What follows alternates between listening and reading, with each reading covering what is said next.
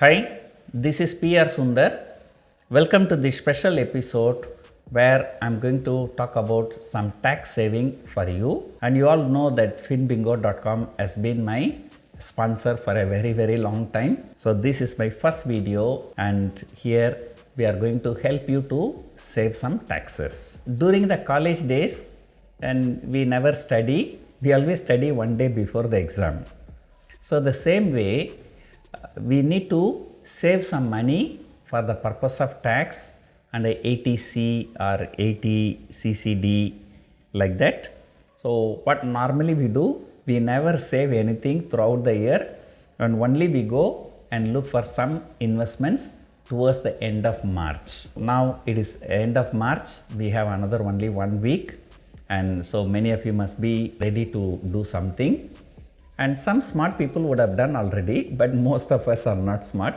Most of us we will be doing only in the last minute. So that is why this video.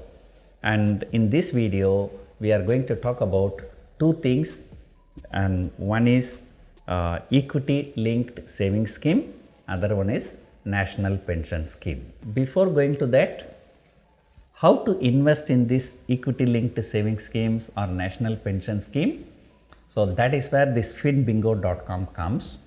And Finbingo.com is a robo advisory and investment platform, simple to use, and it gives 360-degree financial planning in managing our portfolio. The best thing about Finbingo.com is totally free. It's like whether you are investing in ELSS or whether you are investing in NPS, so they don't charge any commission, so it will be totally free for you. Now, what is ELSS? ELSS stands for Equity Linked Savings Scheme. That means you can invest in these mutual funds, ELSS mutual funds, and you can claim the tax benefit.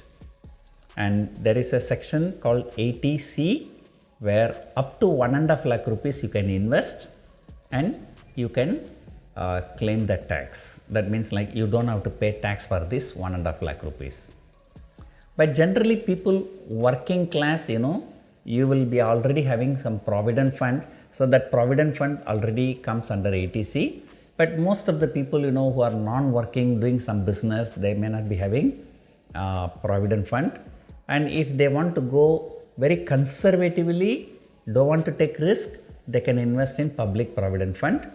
But if they have a faith in stock market, if they think that our economy will do very well in future, our stock market will do very well, so they can also invest in equity linked savings scheme. So this is a mutual fund, and there are so many mutual funds, you can choose any one of them, you can invest there. So number one, you are saving, and number two, you are participating in the market. If the market goes higher, you will get a better return than public provident fund. And the third one is there is a tax benefit. So you can invest ELSS through Finbingo.com, and the link for Finbingo.com is given in the description. And here we are going to discuss 5 mistakes people do while investing in ELSS. And number one, usually people like me looking to invest only in the last week of March in order to save the tax.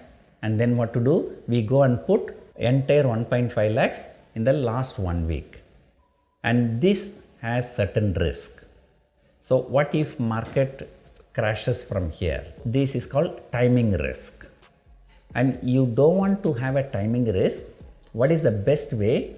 Suppose you want to invest about 1.5 lakh rupees in ELSS. It's better to invest 12,500 rupees every month through SIP. So when you do like that, what is the purpose of SIP? Why people do SIP instead of putting one lump sum? Because it takes care of the market volatility up and down, it averages out. This year, this may be too late, you cannot do it. But this year if you want to do, you can do lump sum investment. But from next financial year, every month about 12,500 rupees you can invest. So that is the best way to invest in ELSS. The second mistake what people do in HDFC ELSS fund this year, next year they go on ICICI ELSS fund, next year Axis ELSS fund. So they keep changing every year. One year they see this is giving better performance, and next year that is giving better performance. They keep changing that. So I will advise you not to do that, because having too many funds, monitoring them is going to be very difficult. So you do a research, you choose a fund and stick to that one fund every year, so that monitoring will also be very, very easy. And most of these funds tend to give more or less the same return only. So therefore, instead of having too many funds, just have one fund and invest it. So this is a second one. The third one, when you invest in ELSS, there is a minimum lock-in period of 3 years. So then only you will get the tax benefit. And once the 3-year lock-in period is over, people tend to withdraw from the ELSS scheme. And remember, though you are investing in this ELSS fund for the tax benefit, but this is still a mutual fund, and mutual funds tend to give good return only if you are holding it for a longer period of time, let us say 8 to 10 years. I think most of the mutual funds would have delivered about 12 to 15% return over a longer period of time. Whereas if you have put the money in bank FD, you would have got about, let us say, 8 to 9%. This is a mutual fund. So though you are investing here for the purpose of saving the tax, but still this is a mutual fund. Even after 3 years, you can hold on to it. You keep it as a long-term investment, so to get the benefit instead of redeeming it after 3 years. And the fourth mistake people do, they choose some wrong funds. Some ELSS funds will invest in mid caps, some small caps. Some ELSS funds will invest only in large cap. So depending upon your age, your risk profile, you have to choose the fund accordingly. Suppose, I am an old man, I don't want to take risk, then I must choose ELSS that invest only in large cap funds. Maybe you are an young guy, you can take more risk, you can choose ELSS fund that is investing in small cap and mid cap funds. So you see what is your risk profile, and accordingly you choose the fund. Don't think that, by putting in small cap fund, you can get bigger return. And, small cap funds, they do give better return in a bull market, but they do give very big negative return in a bear market. So know your risk profile and accordingly choose the fund. The last mistake, the last point, not the least point, and many people, when they want to invest in ELSS, they just look at the last year performance, and which fund has given best performance, they tend to invest in that ELSS. That's not a good idea, because the last year performance, there is no guarantee for next year performance. Instead of checking just last year performance, you check their performance over a period of last 5 to 10 years, and check the performance of a market or Nifty or Sensex, and check the performance of the fund and see whether they have outperformed the market over a longer period of time. Choose one fund which is a good fund and stick to that fund. Don't keep changing the funds, and while choosing that one fund, do your own research and then you choose the good fund. So these are the 5 advices I can give you when it comes to ELSS. Now come to the second one.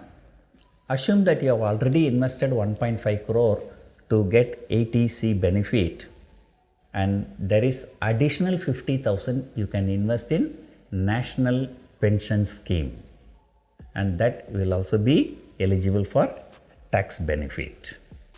So this is called ATCCD, additional 50,000. And what is National Pension Scheme? Is basically a pension scheme, and where every year you can contribute some money, and then at the retirement age you will get the benefit in lump sum. But again, I would like to tell you that even though you are contributing every year, at the retirement age you cannot withdraw the entire money. You can withdraw only up to 60%, and then only it is non-taxable. The minimum remaining 40% you have to buy an annuity so that you will get a sort of pension every month. So that is about NPS. And again, which NPS to choose? You can just log into finbingo.com and you can choose various options. And even in NPS also, you have an option. Let us say you are putting 50,000 rupees every year. Out of that 50,000, how much should go for equity or how much should go for debt? So let us say you are an young guy, you want to take market risk, you can say put all my money in equity. Let us say you are a middle-aged man, you can take risk but not too much risk. Then you can say 50% go for equity, 50% for debt. And maybe you are getting older and older, you don't want to take the risk. You can say now I want to put only 10% or 20% in equity, the remaining 80% or 90% I want to keep it in debt. So you can choose, and accordingly the money will be invested by your fund manager, and accordingly your return will also be there. 50,000 rupees in NPS and 1.5 lakh rupees in ELSS or any other thing. So you can invest up to 2 lakh rupees to get tax benefit. I wish you all avail this facility given by the Government of India for taxpayers, and you can also log into finbingo.com and to invest your money in ELSS or this NPS. ELSS is a mutual fund. So when you are log into finbingo.com and buy the ELSS, it is not a regular fund, it is a direct fund. So no commission will be going to finbingo.com. Hope this video is really very helpful for you and hope you enjoyed watching this video. Thank you for watching.